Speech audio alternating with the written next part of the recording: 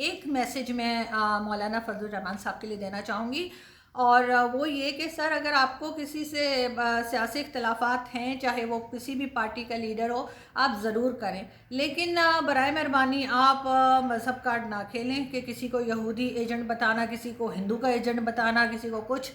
کیونکہ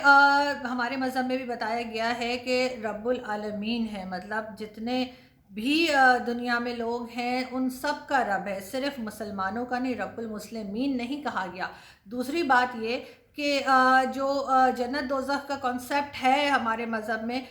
وہ بھی اعمال کے اوپر دیا جائے گا، وہ آپ کو مذہب کے بنیاد پہ نہیں ملے گا۔ جو بھی اچھا کام کرے گا، چاہے وہ کوئی ہندو ہو، چاہے وہ کوئی عیسائی ہو، چاہے وہ کوئی پارسی ہو، وہ جنت میں جائیں گے۔ تو ہو سکتا ہے کہ جب آپ جنت میں تشریف لے کے جائیں گے تو آپ کے ساتھ والی سیٹ پہ کوئی ہندو بیٹھا ہوا ہو، آپ کی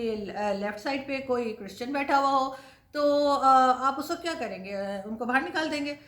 کیا؟ یہ ذرا سا سوچیے آپ کہ آپ مذہب کے نام پہ کیوں نفرتیں پیدا کر رہے ہیں لوگوں کے دلوں میں، کیونکہ جو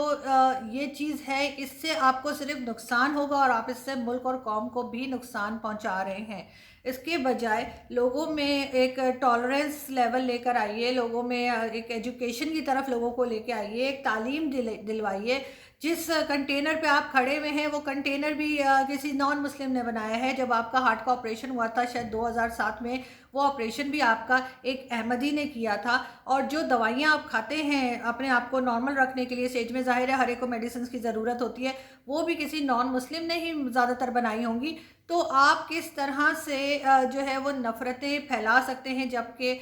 بہت سے جو کام ہیں، جو چیزیں ہم استعمال کرتے ہیں، یہاں تک کہ میں جس موبائل سے بات کر رہی ہوں وہ بھی کسی نان مسلم کی ایجاد ہے۔ تو تھوڑا سا اس بارے میں سوچئے، اور